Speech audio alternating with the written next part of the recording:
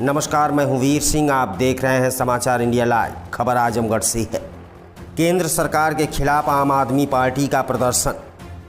आजमगढ़ जिले में केंद्र की भाजपा सरकार के खिलाफ आम आदमी पार्टी ने जमकर प्रदर्शन किया और जिलाधिकारी के माध्यम से राष्ट्रपति को संबोधित एक ज्ञापन सौंपा। इस दौरान आम आदमी पार्टी ने नए संशोधन बिल से जनता का नुकसान बताया और कहा कि यह बिल आता है तो इससे जनता का काफ़ी नुकसान होगा।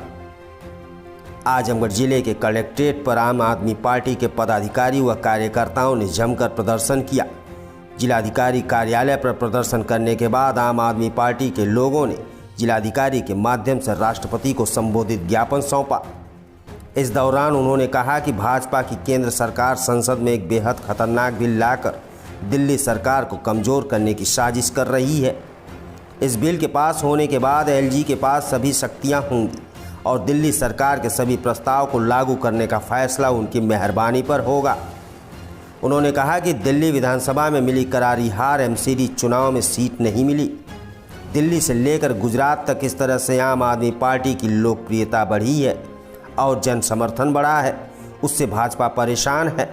इसलिए भारतीय जनता पार्टी पुनः एक बार दिल्ली में षड्यंत्र कर चोर दरवाजे से संविधान पीठ के फैसले को पलटते हुए दिल्ली की चुनी हुई सरकार को कमज़ोर करने और दिल्ली में विकास कार्य ठप करने के षड्यंत्र में आगे बढ़ चुकी है। संसद के अंदर जो संशोधन बिल प्रस्तुत किया गया वह साफ साफ इस बात को दिखा रहा है कि भारतीय जनता पार्टी की मंशा क्या है। यह दिल्ली की संसद में बिल प्रस्तुत करके किया गया। उन्होंने कहा कि जिस तरह से केंद्र सरकार अलोकतांत्रिक तरीके से चोर दरवाजे से दिल्ली को पुनः नियंत्रित करने की तरफ बढ़ रही है, इससे लोकतंत्र की मूल भावना ही खतरे में नजर आती है। अतः इस पर तत्काल हस्तक्षेप करें और संविधान की रक्षा करें। आजमगढ़ से वीडियो जर्नलिस्ट शैलेंद्र शर्मा की रिपोर्ट। अभी आपने देखा है 2 दिन पहले जो अभी एक कानून बन के आया है, जो संसद में अभी पास किया है कि लोकतंत्र की हत्या जिस तरीके से की जा रही है, वैसे देखा जाए तो अमित शाह और नरेंद्र मोदी जी अपनी सारी हरकतें पार करते जा रहे हैं।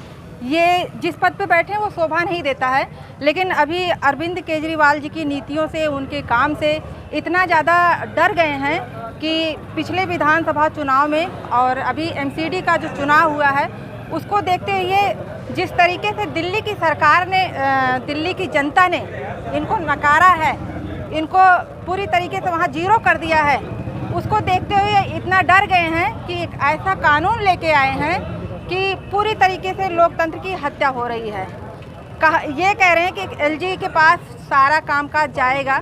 जो आदरणीय अरविंद केजरीवाल जी के क्षेत्र में अभी बहुत से ऐसे काम थे जो वो कर रहे थे।